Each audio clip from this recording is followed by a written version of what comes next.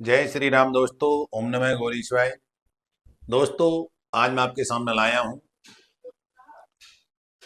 काल पुरुष कुंडली के 11वें भाव से जुड़े रहस्य, जो कि लाभ भाव को कहते हैं, इच्छा पूर्ति का भाव कहते हैं। सत जो सोसाइटी हुआ करती है, समाज हुआ करता है, उसका भाव 11वां भाव हुआ करता है। दोस्तों, अभी तक जो हमारी चर्चा हुई है वो फर्स्ट भाव से लेकर के 10वें भाव तक की चर्चा हो चुकी है। आज जो चर्चा है वो लाभ भाव की चर्चा है। हमारे जीवन में किस तरह से हमको लाभ, किन के द्वारा या किस तरह से हमें लाभ हो सकते हैं। लेकिन बृहत पाराशर ऋषि ने 11वें भाव को जो कहा है वो बड़ा खराब भाव कहा है। अब क्यों कहा है, इसके पीछे उनकी कोई ना कोई तो योजना होगी। जैसे कि भगवान ने भी कहा है इस भाव को लेकर के कहते हैं कि नरक के 3 द्वार हुआ करते हैं, काम, क्रोध, लोभ। तो दोस्तों, 11वां भाव जो है ना, लोभ भाव है। जब लोभ हमारे अंदर ज्यादा बढ़ जाता है किसी भी चीज को लेकर के या किसी भी प्रकार का, तो कहीं ना कहीं उस चीज को लेकर के हमारे अंदर या हम नरक वाली स्थिति में पहुंच जाते हैं। अब जैसे कि दोस्तों, एक संगति हुआ करती है अच्छी संगति, एक संगति हुआ करती है बुरी संगति। तो व्यक्ति अगर अच्छी संगति ग्रहण करता है तो वो इन नरक के द्वारों से बच जाता है।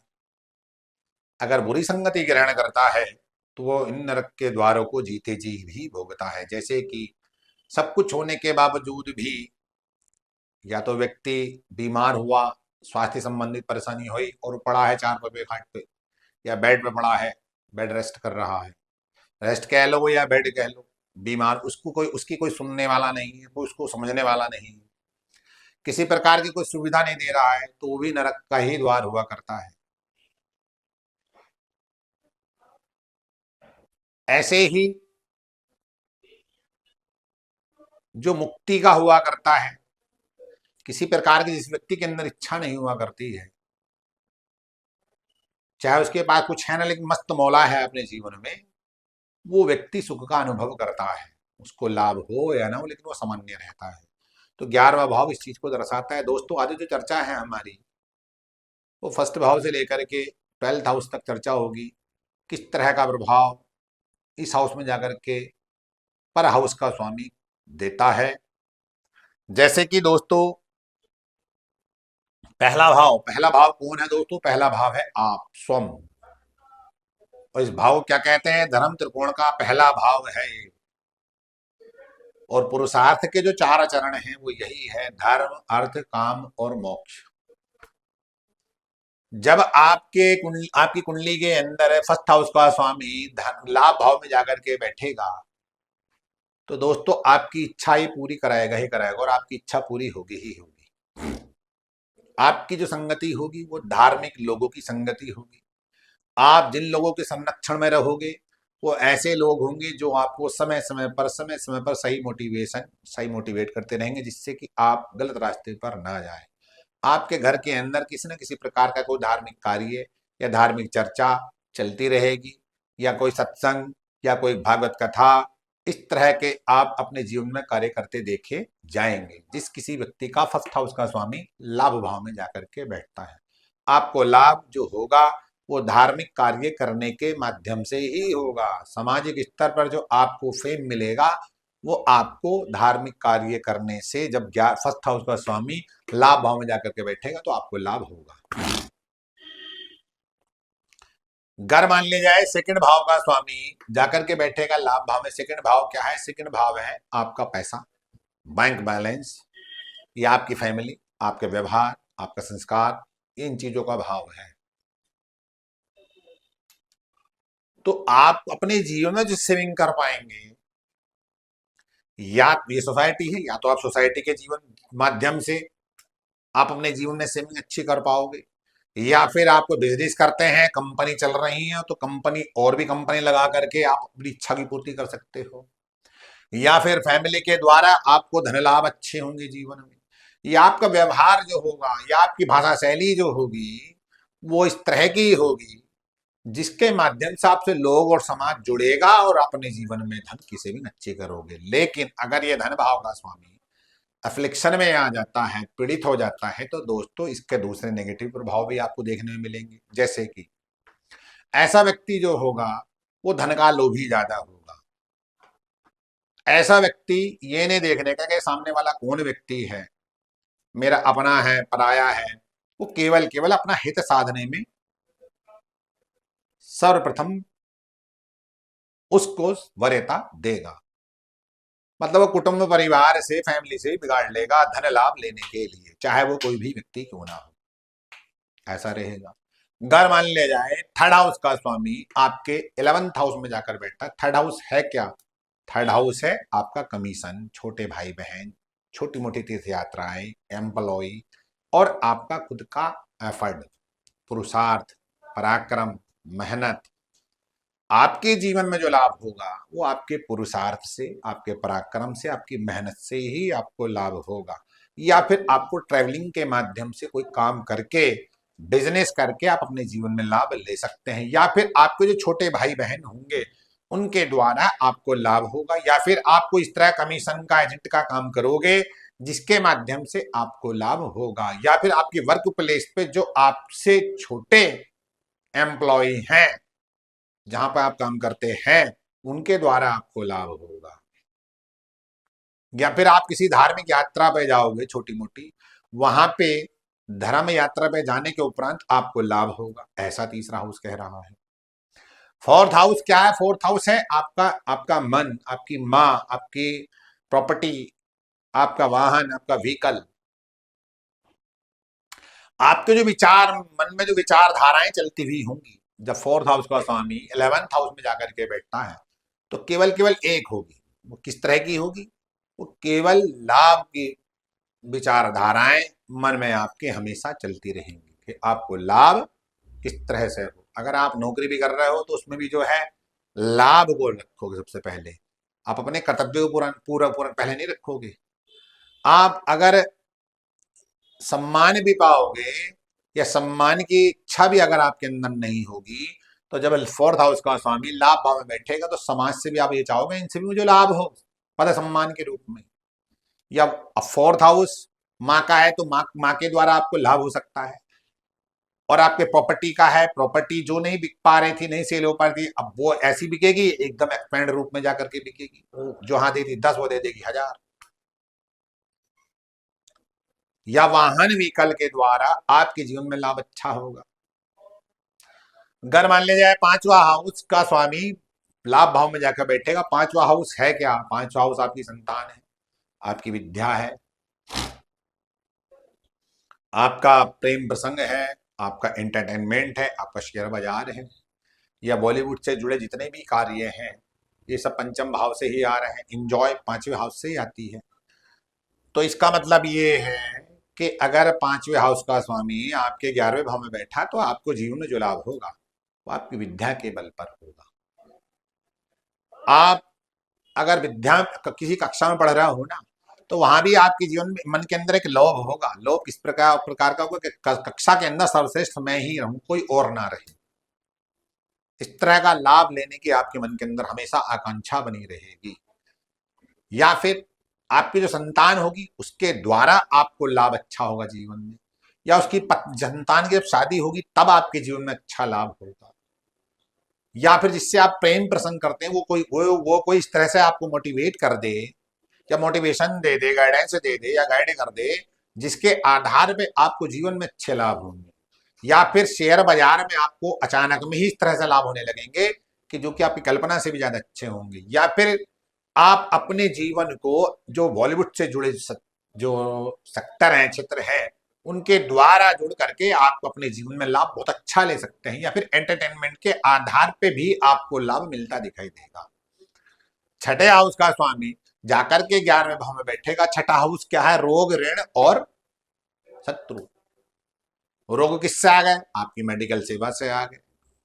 शत्रु किससे आ गए? आपके वकालत से आ गए, जिनको प्राप्त कर सकते हो इसके माध्यम पे आप।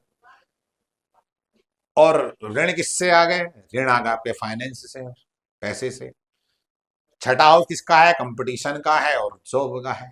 तो आप अपने जीवन में चाहे आप मेडिकल सेक्टर में रहो, चाहे आप वकालत करो और चाहे आप फाइनेंस सेक्टर में रहो, किसी भी प्रकार से किसी भी सेक्टर में क्यों ना हो, आपके जीवन में लाभ जो होगा वो जब आप इन भावों से जुड़ेंगे, जैसे कि मेडिकल हुआ, लॉयर मतलब कि लॉयर हुआ, या फिर फाइनेंस सेक्टर हुआ, या किसी प्रकार का कोई सा भी कंपटीशन हुआ, या फिर छठे भाव का स्वामी जब 11वें भाव में जाकर बैठता है और उसकी दशा आ जाती है और वो पीड़ित नहीं है, तो आप किसी सरकारी गवर्नमेंट की प्रिपरेशन में लगे हुए हो या प्राइवेट सेक्टर की नौकरी पाने में लगे हुए हो, तो आपको अचानक में ही नौकरी मिलेगी ही मिलेगी, 100% मिलेगी, और आपको लाभ भी इन क्षेत्रों से ही होगा।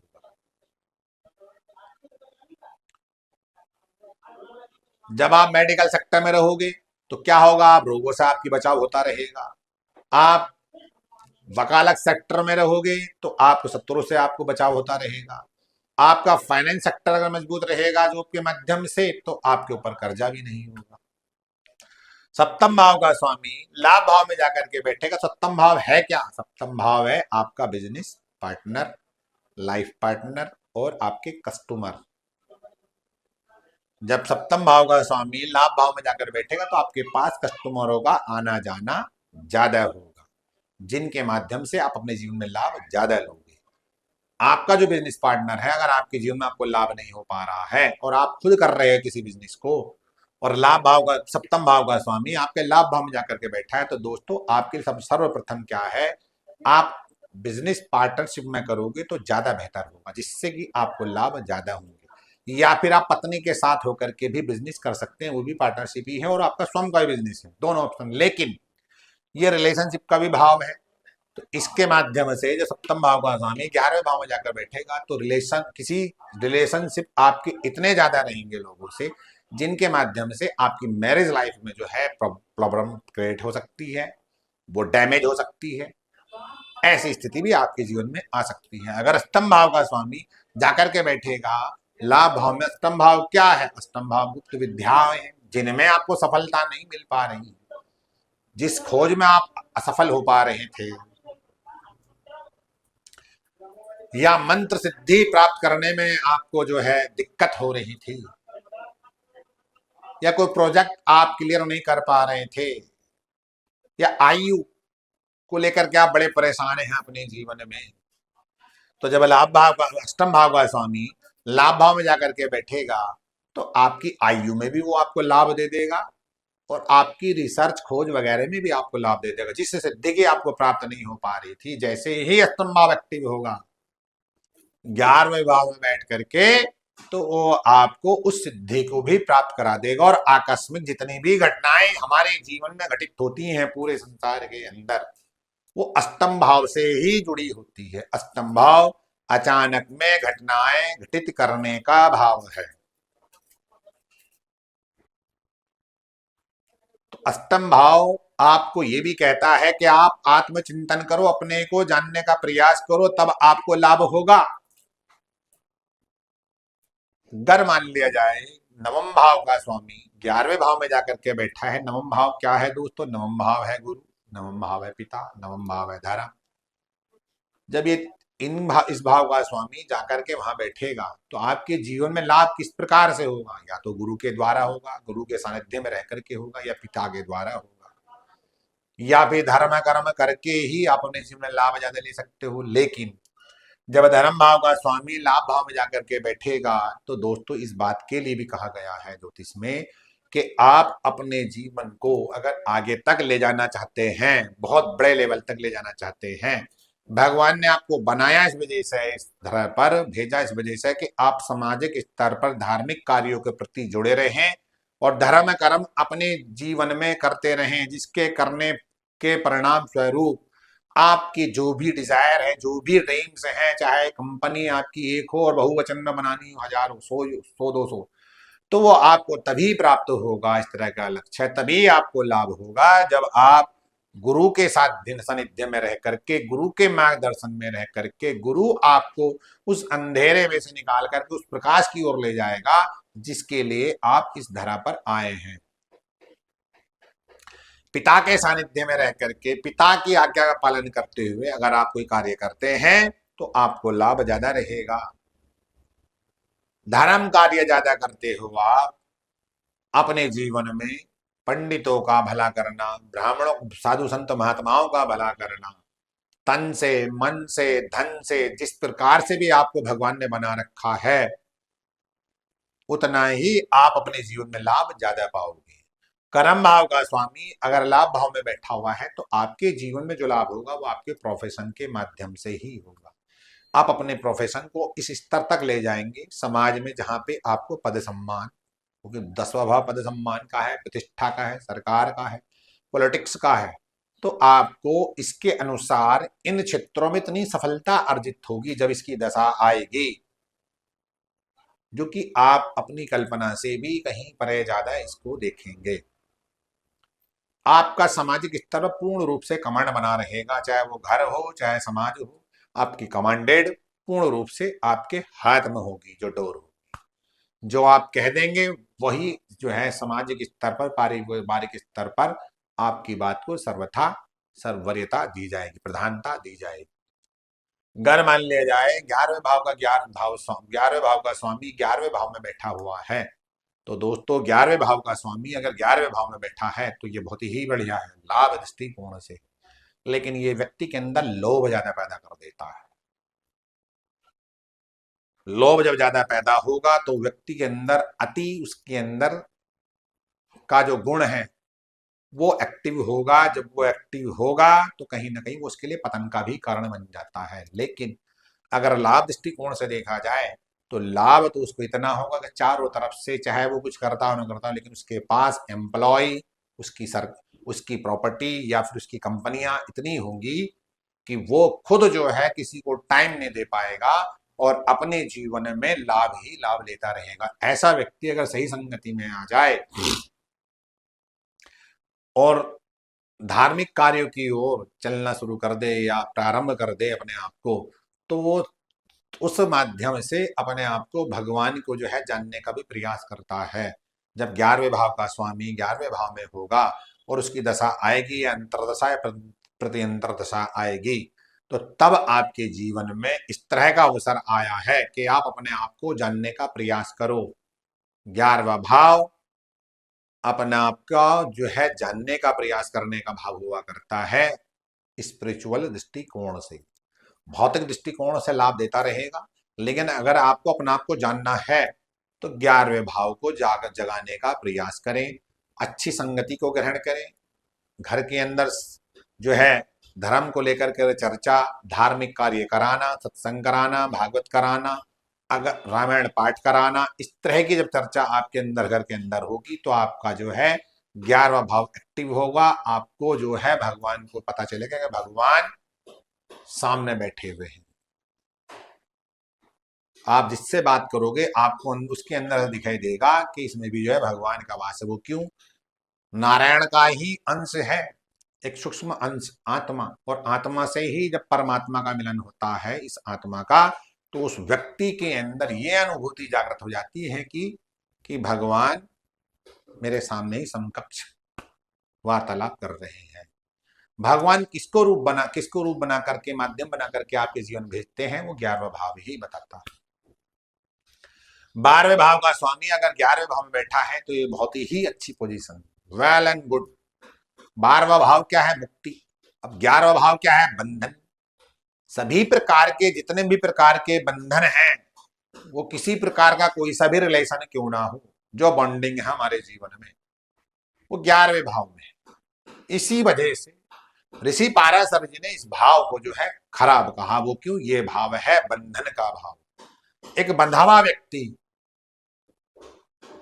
या कैद किया हुआ व्यक्ति किसी कमरे के अंदर, वो अपने आप को अच्छा महसूस करेगा या खराब महसूस करेगा, ये बात मैं आपके ऊपर छोड़ता हूं। तो 11वां भाव बंधन है। जब 12वें भाव का स्वामी 11वें भाव में आकर के बैठेगा तो वो आपको एक ये बात का इंडिकेशन देने के लिए आया है आपके जीवन में कि वो आपको सभी प्रकार के बंधनों से मुक्त करने के लिए आया। क्यों? कि 12वां भाव मुक्ति है।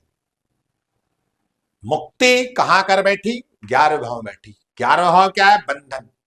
तो जब 12वें भाव की दशा आएगी आपके जीवन में, तब तब आपके जीवन में या अंतरदशा आएगी या प्रति अंतरदशा आएगी, तब तब आप अपने जीवन में इस तरह का महसूस या ऐसा रियलाइजेशन जरूर करोगे दोस्तों कि यह सब संसार मिथ्या है। इसमें जितने भी रिश्ते जुड़े हुए हैं एक लोभवश, लालचवश, अर्थवश जुड़े हुए हैं। तब आपको इस बात का रियलाइजेशन जरूर होगा दोस्तों कि भगवान के अलावा, परमात्मा के अलावा इस जगत में कुछ भी सत्य नहीं है। तो दोस्तों जब 12वें घर का स्वामी 11वें घर में आकर के बैठता है, जिसको लोग सुन लेते हैं कि खराब है, ये है, लाभ खराब हो गए, लाभ खराब नहीं, लाभ तो वो आपको देगा ही देगा। लाभ तो आपके जीवन में होने ही होने, कम हो या ज्यादा वो बात एक अलग है, लेकिन आपको बंधनों से मुक्त करने के लिए भी तो आया है। जो मोहमाया जिसमें जिसमें रह करके व्यक्ति दुखों का सामना करता है, ये जितने भी भाव हैं फर्स्ट हाउस से लेकर के 11वें भाव तक सब बंधन से जुड़े हुए हैं, किसी ना किसी प्रकार का कोई ना कोई बंधन है। लेकिन 12वां भाव इन सबका भी सबसे परे ऊपर है, वो मुक्ति है।